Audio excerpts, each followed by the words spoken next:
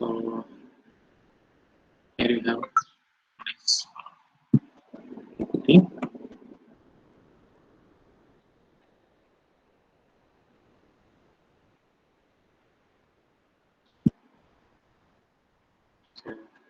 So welcome everyone to lecture 4. So we are in unit 1 and today's title is more on base rule. Okay, so as we stressed in the introduction lecture, the base rule is very important tool for practical problems. So where we do inference. Okay, so we observe something and from the observation we want to infer something. So this is a practical problem where we extensively use base rule.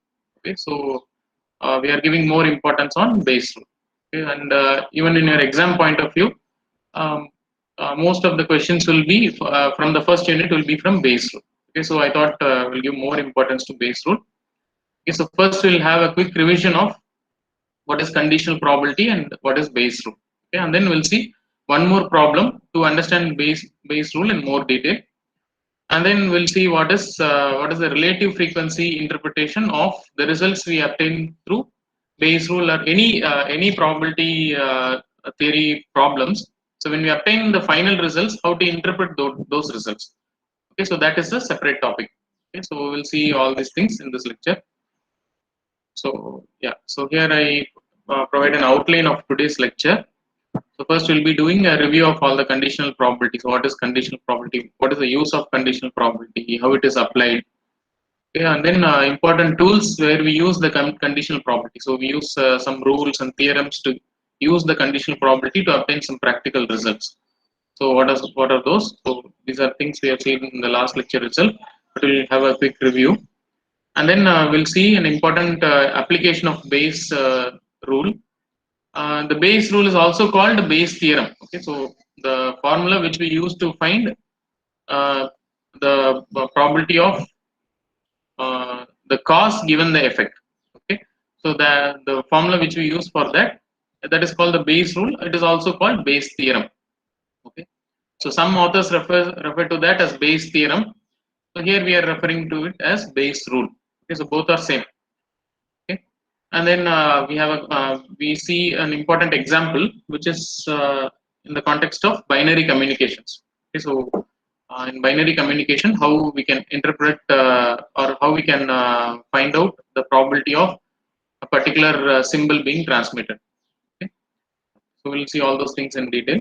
So first a review. So this is what we saw on the conditional probability. So basically, what does conditional probability mean? So conditional probabilities are the new updated probabilities which we assign to events once we observe some partial results of an experiment. Okay, so when an experiment is conducted and we have observed some partial outcomes. Okay, so now we are again going back to the sample space and updating our initially assigned probabilities. So that is what is known as conditional probability. Okay, so once we know that some part of the sample space has occurred, now what is the new probabilities, new updated probabilities of the events that are in the new sample space. Okay, so that is what is called the conditional probability. Okay, so we have a notation for conditional probability, that is P of A given B, where B is the conditioning event. Okay, so we say P of A given B is the probability of A given that B has occurred. Okay, so we saw an example where we have two events which also overlap. So once the event B has occurred, our new sample space is this space. I'll just use my highlighter.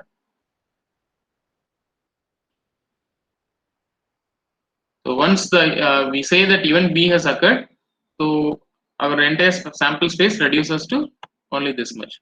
Okay, so now we are updating our probability. So initially the probability was 1/6 for this portion, that is B alone, and the probability for A and B occurring, that is A intersection B, was 2/6. So now we have updated that values to 1/3 and 2/3. Okay, so these updated values, these are the conditional probabilities. Okay, so and then once we did this using intuition. So intuitively we saw that the logic is it is the B alone is 1/3 and A intersection B is 2/3. That is twice that of B. So using that intuition, we arrived at this result. So to avoid delays in calculating these probabilities, we define something known as conditional probability using this formula. So where P of A given that B has occurred is P of A intersection B divided by P of B. Okay. So this was defined as the conditional probability of A given B. And important thing is it is undefined if P of B is 0. So this definition is valid only if P of B not equal to 0. Okay, so this was our conditional probability. So now back to pointer.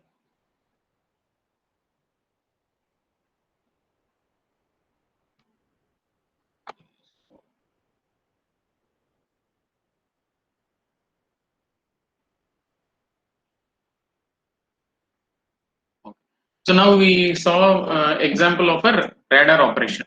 Okay, so how the radar operation can be modeled using conditional probabilities. Okay, so we had a tree diagram where this is the initial part of the tree, that is this branch, is the cause. So basically what the example depicts is a cause effect relationship. Okay, so just give my highlighter again. So this part is the cause, right? So the first part of the tree is the cause. Okay, so the second part, that is the branching part, that is the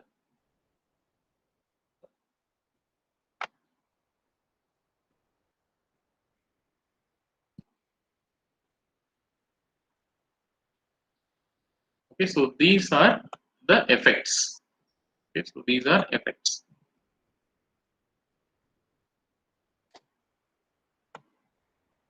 So the yellow part is the cause, and these are the effects. The red part is the effects.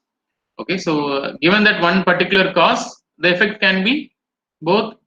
It can be both. We can see a point on the screen, or will not be able to see on the screen.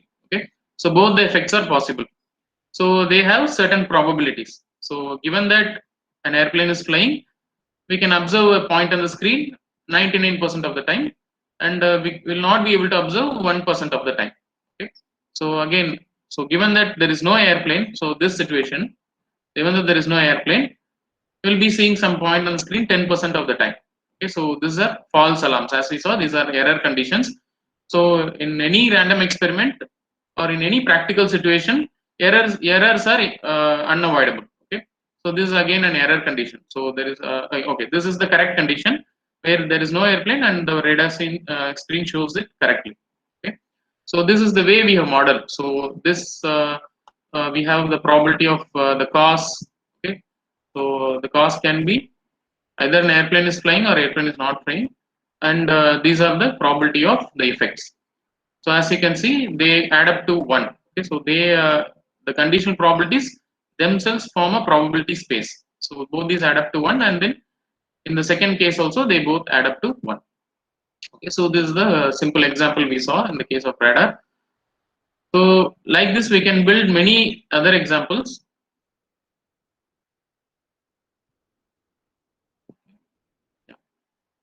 So again, we saw what are the possible results we can calculate from this radar example.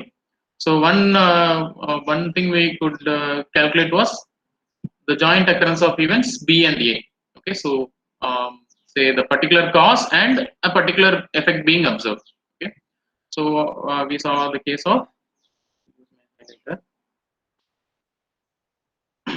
So we wanted to calculate the probability of B intersection A. That is, an airplane is flying. Also, we are able to observe it on the screen. Okay, so what we did was we multiplied the probability along this path. This is multiplied with the probability along this path. Okay, so this is the probability of the cause. Here, what you have is the conditional probability of the effect. Okay, so we multiplied these two numbers and then we obtained what is P of B intersection A. Okay, so similarly, we wanted to calculate P of A.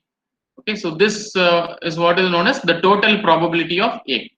So what is the event A? Event A is observing something on the screen. So what we have here is we are just adding up all the possible ways in which some point will be observed on the screen. So one way is this way. So this is one of the ways in which we'll be observing A. So this again is another way we will be observing A. That is another way in which event A occurs. Okay. So here also these are two paths. So this is say path 1. So this is 2. Okay. So these are two ways in which we can observe something on the screen. So that two ways are added up. So the probabilities of the two ways are added up. So this is the first way in which the event A occurs. So this is the second way in which event A occurs. So the added probabilities give us the total probability of A. Okay. So and then finally coming to the inference. Okay. So the final problem what we did was inference. That is, we have observed something on the screen. Okay. So we have observed this phenomenon. Different highlighter. So we have observed this thing, that is A. Okay. Not this screen, we have observed this screen. So this screen is observed in say both the cases, right? So A is observed, that is the effect is observed. What is it means? How probable is that it is due to this effect? Sorry, this cause. Okay. So this effect is observed.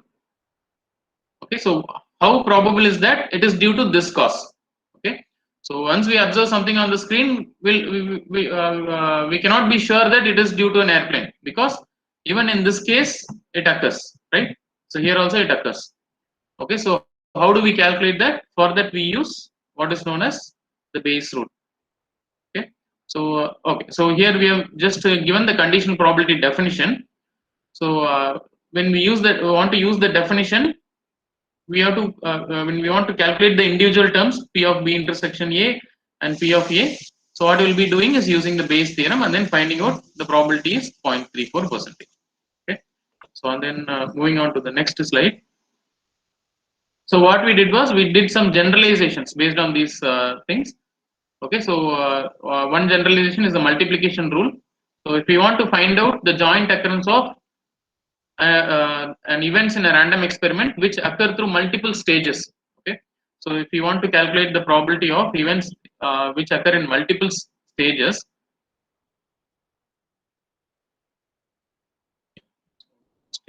color. So events which are occurring in multiple stages. So this is one cause, and this is the effect of that cause. Okay. So again, this can be considered as a cause, and these things are effect of secondary effects of those causes. Okay. So again, we can say this is a cause and these are the effects. Okay. Now this becomes the cause and these are secondary effects. Okay. So similarly, this is another cause and this is an effect, and this effect becomes a cause for these secondary effects. Okay. So when we want to find out the probability of the joint occurrence of the final outcomes, okay, so such outcomes. So what we are doing is we are multiplying the probabilities along the path. So the probabilities along the path are usually conditional probabilities, right? So these are conditional probabilities along the path. So what we are doing, we are multiplying this with this with this. Okay, so the same applies for any path along the tree. So even if we take this path, okay, so you have to multiply the probability of this path with this with this. So to arrive at finding the event that corresponds to this leaf. Okay, so that is what we are given as multiplication rule. So the probability of joint occurrence of the events along the path of a tree which depicts a random experiment using conditional probabilities is nothing but the product of all the probabilities along the paths. Okay, so that is what we saw in the last class. So I just given it as a sentence. Okay, the joint occurrence probability of a sequence of events in an experiment with multiple stages is the product of probabilities of the individual stages, right? Okay, so and then we went to the second generalization, which is the total probability of an event. Okay, so if an event is occurring in case of any other events like B1, B2, B3, the occurrence of B1, B2, B3 all contribute to the occurrence of the event A. So in the diagram, as we can see, so if such is the case in a sample space, so we call the probability of occurrence of A as the total probability of A. Okay. So if we have a model which is based on conditional probabilities, then we can arrive at the individual probability of A using the conditional probabilities by applying the total probability rule, or it is called the total probability theorem. So what we are doing here is, so we want the simple probability of the event A. Okay, but all we have with us is the conditional probability. So we have this model of the event. Okay, so this model is a conditional probability model. So how do we arrive from the conditional probability model to the simple probability of the event A? Okay, so that is what is found out using the total probability of an event. Okay, so the total probability is nothing but the summation of individual probabilities, that is summation of all the probabilities along each path through which the event can occur. Okay, so this is say for example here we have 3 different ways our event A can occur. Okay, so event A can occur through this path, so it can occur through this path, or it can occur through this path. Okay, so for total probability we are just adding these 3 paths. Okay, so all these are added to get total probability of A. So that is the total probability rule or total probability theorem. Okay, so this applies only when we have the model of an uncertain event in terms of the conditional probabilities. Okay, so this theorem can be applied once we have such a model where we are having all the conditional probabilities.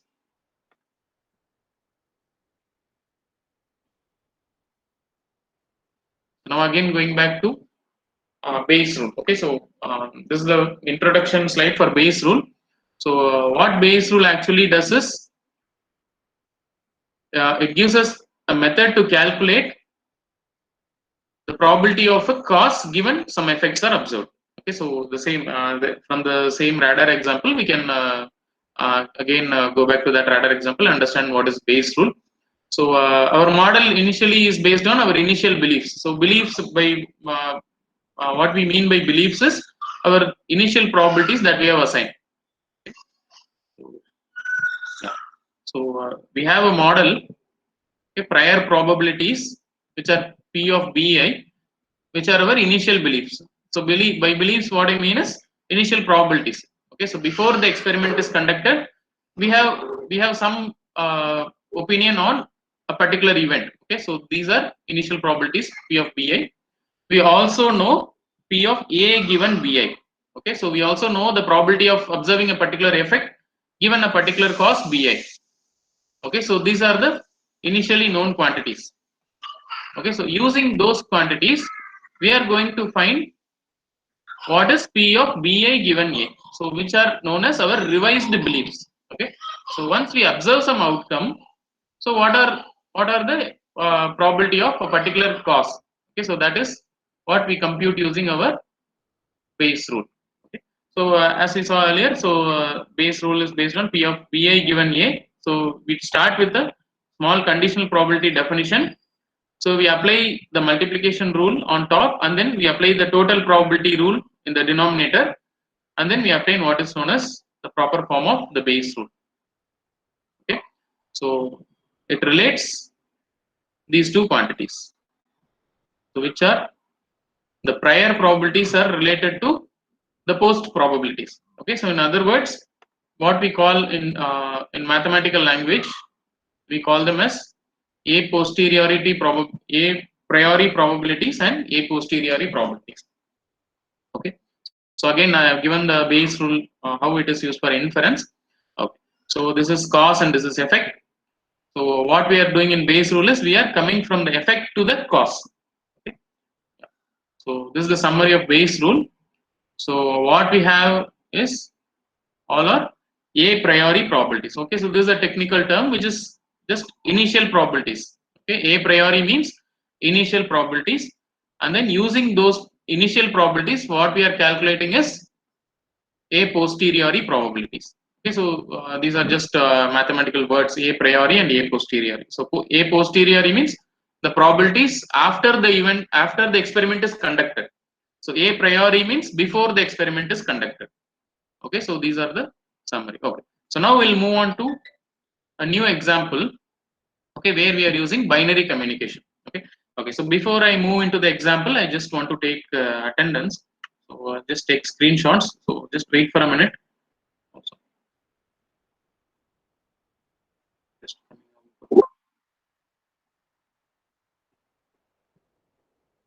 so I'll just take attendance. So take a screenshot. We have to use something.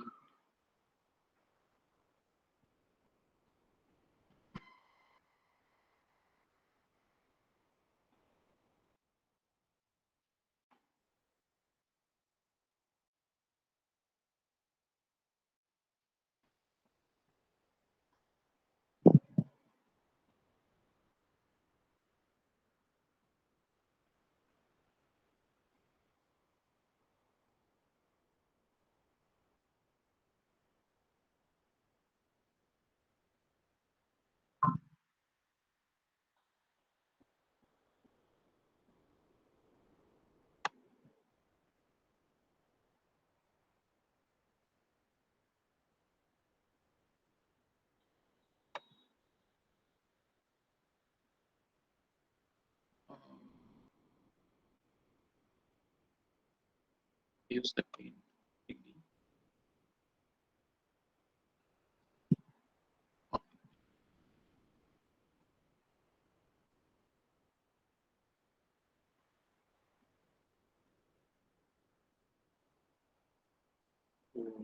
My laptop is a bit slow, so let it open. I'll go back to our slide. I'll explain what is binary communication. Yeah. So, so this is one very important practical application of Bayes theorem, where we calculate the probability of particular symbol being transmitted in a binary communication system. Okay, so what we show here is a binary communication channel model. So here on the left side we have what is known as the transmit system, and on the right side it is the receive system. Okay, so the actions or functions of transmitting and receiving, we consider them as random experiments. Okay, so transmission of a particular symbol. So by symbol here we mean a 0 or a 1. Okay, so as you know, binary communication means we are just using two symbols to communicate. So 0 and a 1. Okay, so transmitting a 1 has a particular probability, transmitting a 0 has a different probability. Okay, so the transmitting action itself is a random experiment. So the possible outcomes of this random experiment are nothing but 0 and 1. Okay, so that we have picturized here. Okay, so the upper branch of the tree represents transmitting a 1. Okay, so the lower branch of the tree represents transmitting a 0. Okay, so based on the data, the type of data that we are transmitting, or the type of information we are transmitting, we can arrive at these probabilities. Okay, so the probability of transmitting a 1 is 0.6, that is 60% of percentage of the time the system that is transmitter, it is transmitting a 1. 40% of the time it is a 0. Okay, so in the middle we represent what is known as the channel. Okay, so the dashed blue line in the middle, that represents the channel. Okay, so in any communication system, so the channel plays an important role. Okay, so the channel is what carries the information from point A to point B. Okay, so the channel is modeled as a noisy channel. Okay, so the channel has a lot of damaging effects on the information that we send. Okay, so the channel modifies the data that we send, and then it gives at the receiving end. Okay, so the receiving end, even though we are transmitting a 1, so the receiver can decode it as correctly as a 1, or it can decode it with an error as 0. Okay, so similarly the bottom branch that represents transmitting a 0. So even though we are transmitting a 0, the channel corrupts that data, and then it in the receiver the data is received as a 1. Okay, and then sometimes it is correctly received as a 0. Okay, so all these are depicted in this diagram. Okay, so this is a conditional probability model of a binary communication system where the channel is creating some errors in the receiving end. Okay, so this is a model of a binary communication system. Okay, so now we'll see how, so here we are seeing as a probability of transmitting a 1, probability of transmitting a 0. Okay, now we'll see how this model can be simplified by defining all these things inside the bracket as some events. Okay, so what I have done here is I have defined two events, B and A. Okay, so two category of events, B and A. So in B I have two events, B1 and B2, and in A I have A1 and A2. Okay, so in these two category of events, we are considering B, the events B as the transmission events. Okay, so just use my highlighter.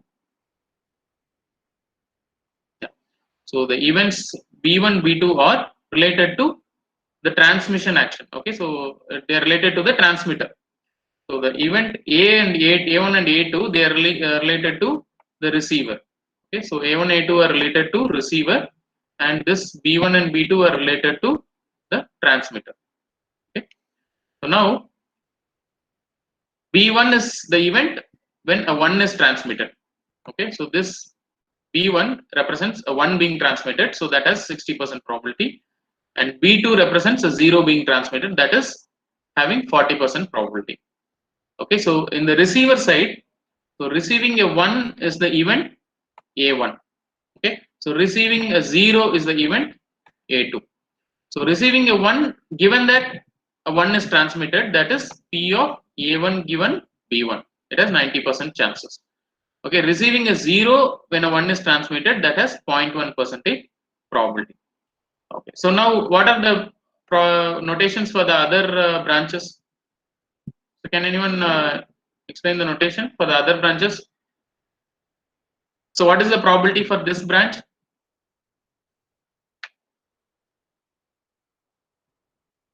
So what is the notation? So here we have P of A1 given B1.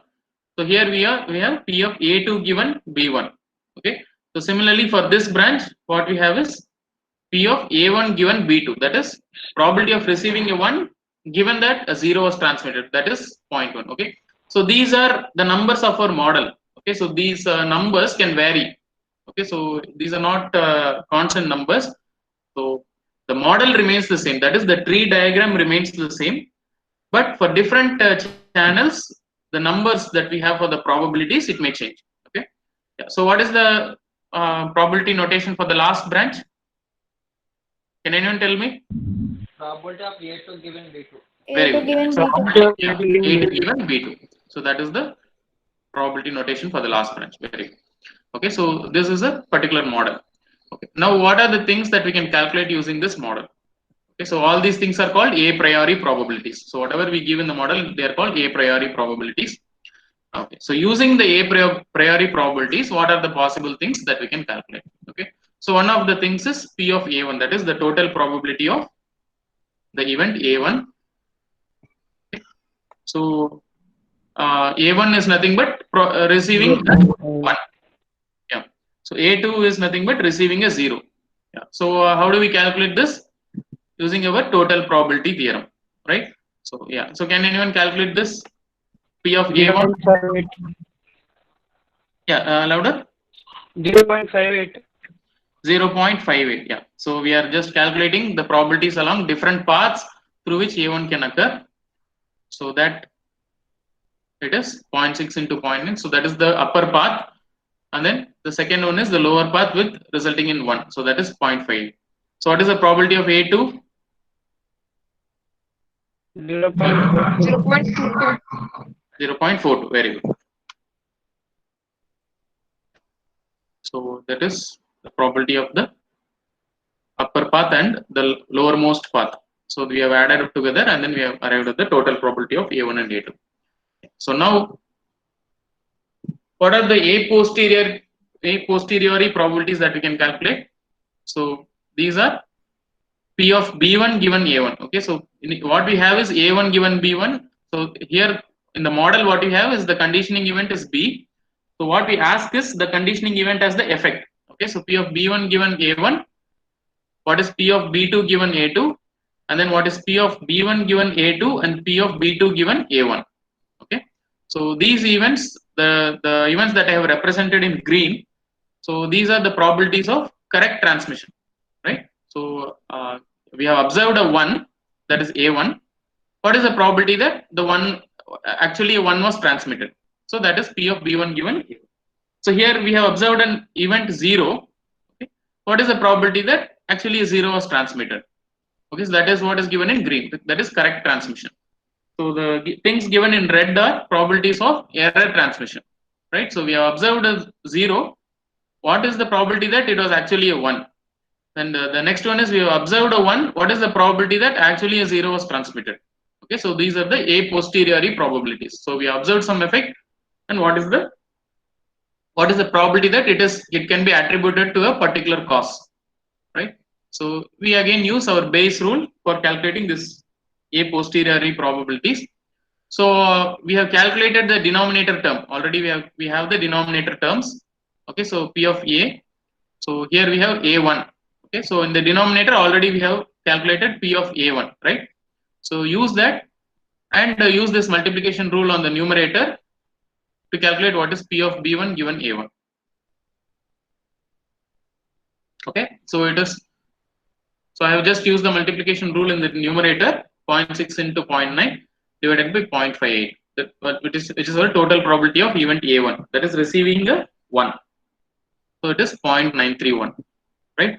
Yeah, and then I want to calculate P of B2 given A2. So can anyone calculate this? In the denominator we have A2. Already we have P of A2 in the previous slide.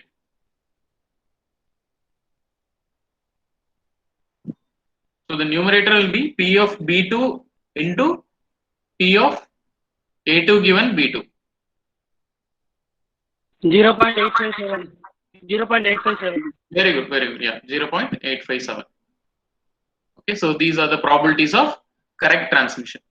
Okay, so what are the probabilities of error transmission? That is, we are observing A2. That is, we are observing a 0, but a 1 was transmitted. So what is the probability of that? So again, in the denominator we have P of A2, which is already calculated. In the numerator it will be P of B2 0.068. Okay. 0.68. B1 given A2, right? So numerator is 0.06. Okay, so when you divide it by 0.42, that is P of A2, what you get is 0.143.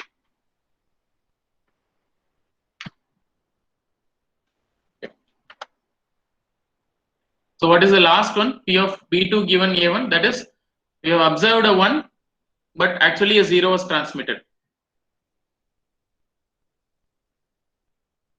Yeah, I think somebody calculated this last probability, P of B2 given A1, right? Yeah, this is 0.6069. 0.066. Yeah. 0.6.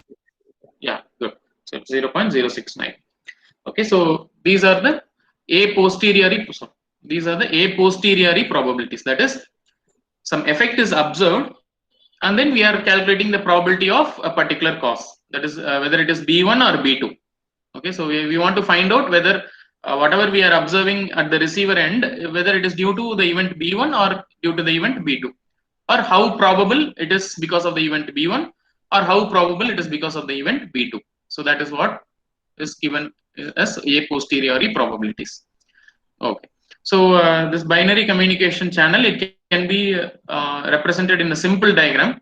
So this is the standard way in which people in communication engineering represent this binary communication channel. Okay, if you observe carefully, it is just a modified version of our tree diagram. Okay, so usually in communication theory, people won't use the tree diagram. So what we have done here is we have just changed the branches of the tree, and we have we have created something like a crisscrossing arrows. Okay, so if you observe, it is just a modified version of the same tree diagram. So B1 is depicted here. Okay, I'll just use my highlighter. Okay, so we have B1 here. So this is one event. So this is event B2, and then their corresponding probabilities are given. Okay, so these are the probabilities of the cause, right? So this entire thing represents the probability of the cause. Okay, so these are the effects. Okay, A1 and A2 are mentioned here. Okay, so A1 can occur because of this cause B1 that is depicted by this part. Okay, A1 can occur also through this cause, that is B2. So that is depicted by this part. Okay, so similarly A2 can occur by B1. The cause is B1 or the cause can be B2. Okay, so both ways A2 can occur. So that is what is depicted by the arrows. And the arrow also depicts a conditional probability. Okay, so what is the probability of A1 occurring through the B1 cause? That is depicted by this one. So what is the probability of A1 occurring through the cause B2? That is depicted by this probability. So similarly A2 occurring by the first cause and A2 occurring by the second cause. Okay, so this is a simplified version of the tree diagram. Okay, so this is a standard diagram which is called a binary symmetric communication system. Okay, so why we use the word symmetric is, so a channel doesn't discriminate between a 0 and a 1. Okay, so in whatever way the channel degrades the 0 information, the same way it affects the 1 information. Okay, so whatever way 0 is affected, the same way 1 is also affected. So that is why we call this as a binary symmetric communication system. Okay, so these are the important things that we want to see today. Okay, and then just if you go back to the previous slide, so here we are seeing some numbers, right? So we see 0.931, so we say 0.857, okay, so 0.143 and 0.069. Okay, so we say that these are a posteriori probabilities. Okay, so how to interpret these numbers? So what is the meaning of these numbers? So what is the, so we say these are probabilities. Okay, so what is the practical meaning of these numbers? So considering this binary communication example, so what is the practical meaning of these numbers? So can anyone give an answer? Yeah, so here what we are referring to as, taking too much time.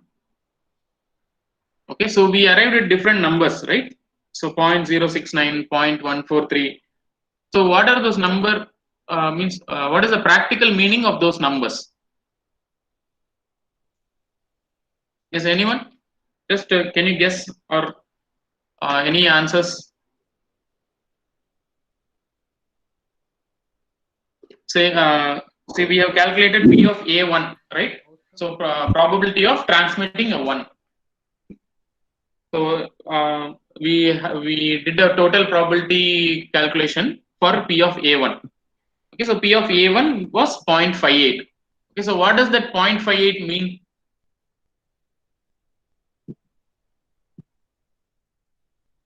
Anyone? Just we have numbers with us, 0.58, 0.42, different numbers. But what is the meaning of those numbers? So how do we interpret it? So what we are asking, what I'm asking is, what is the interpretation of those numbers? Okay, so I'll explain what is the interpretation. So what we interpret the numbers as is, we interpret them as relative frequencies. Okay, so what do you mean by relative frequency is that, so I have given the explanation of what is the relative frequency interpretation of those numbers. Okay, so what we say here is, if an experiment is performed n times and the event A occurs NA times, so I'll just use a different highlighter. Okay, so an experiment is performed n times and the event of interest, that is whatever event we are interested in, that is we denote by A, it occurs for NA times, then with a high degree of certainty, the relative frequency NA by N of the occurrence of A is close to P of A. Okay, so that is what is the meaning of this number P of A. So that is, this P of A is what our 0.53, sorry, 0.58 and 0.42 are, right? So how do we interpret this? We are saying that it is the relative frequency of the event A. So we say P of A is the ratio Na by n, provided that n is sufficiently large, that is n tends to infinity. So when n is tending to infinity,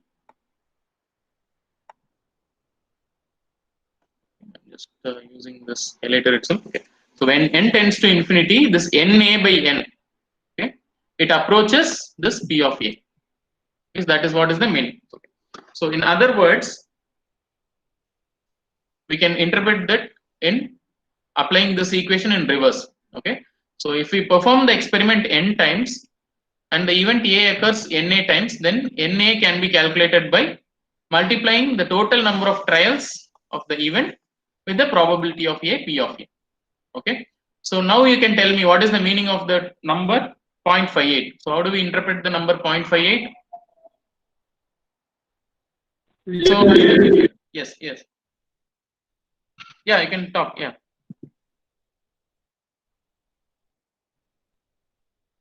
Okay, so I'll ask the question in more detail. Okay, so suppose we are using our binary communication channel, right? So we are observing the receiver, say for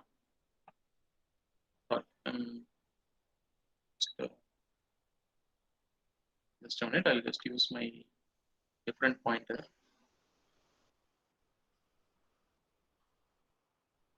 So if you are observing the receiver for say 1000 times, it's very difficult to draw 1000. Okay, so does it look like 1000? Okay, we are observing the receiver for 1000 times. So now can you interpret what is P of A? What does P of A mean? Okay, so this 1000 is nothing but our n, right? So P of A is our 0.58. So I am taking the case of P of A1 as an example, right? So n is 1000, P of A is 0.58. So what is Na? 580. 580. Yeah. So what does that mean?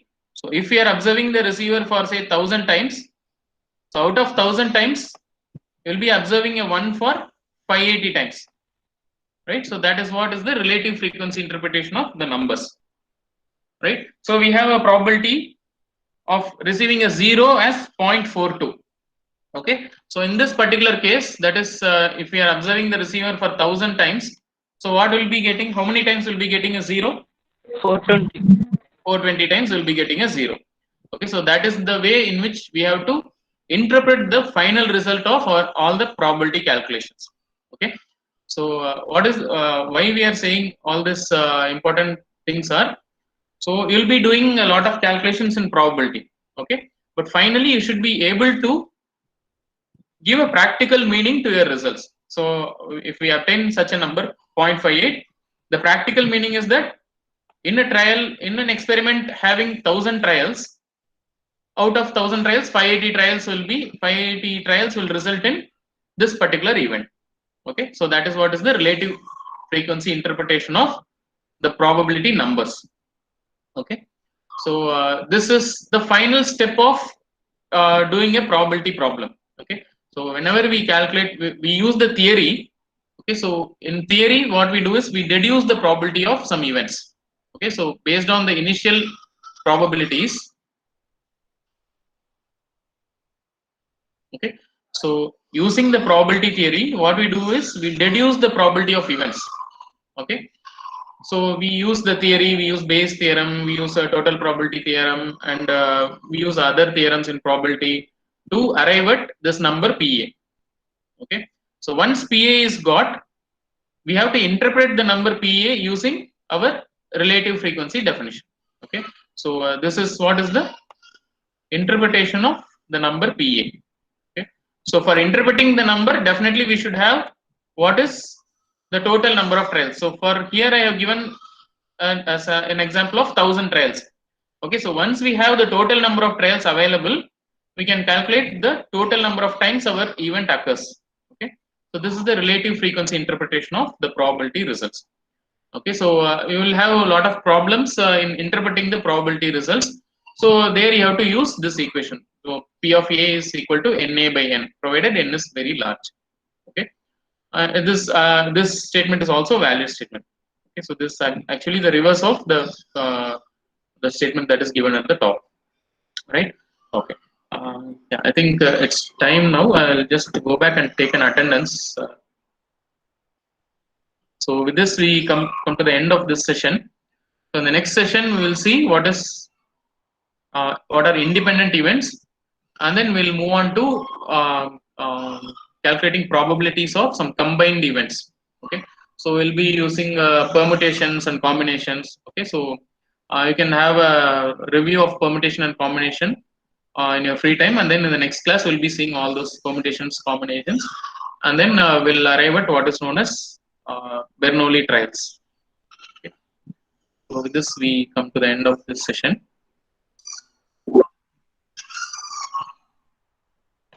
So I just want to take a screenshot and paste. Please don't go away. Wait for some time.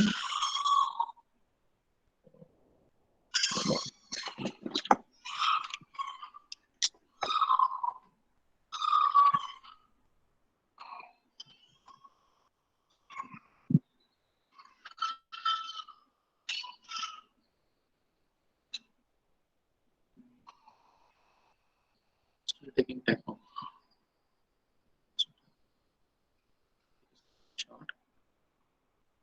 Total there are 58 people, so please wait. I'll take a screenshot, take a front screen, then go to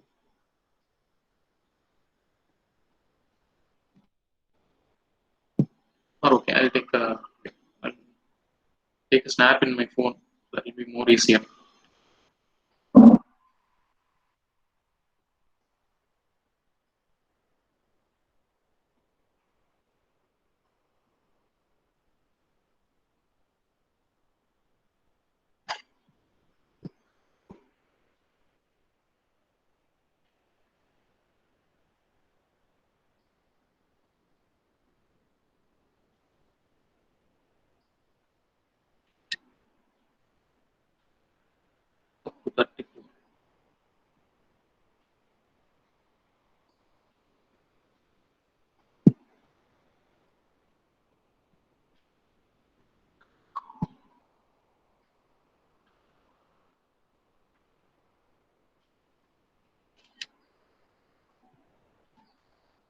Forty-six.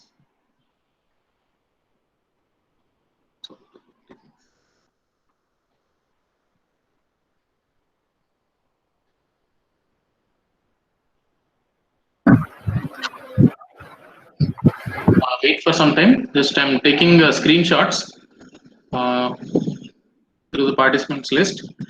So after that, you can leave.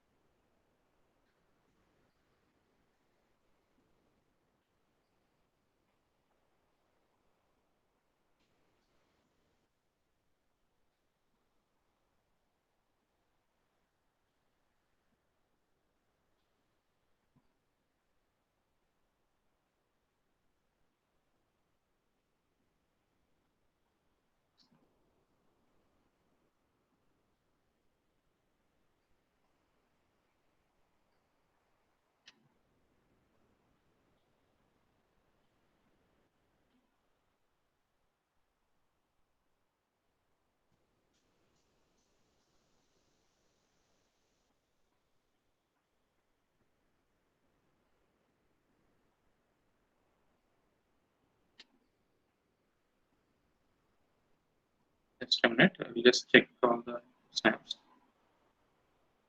Okay, so up to 187.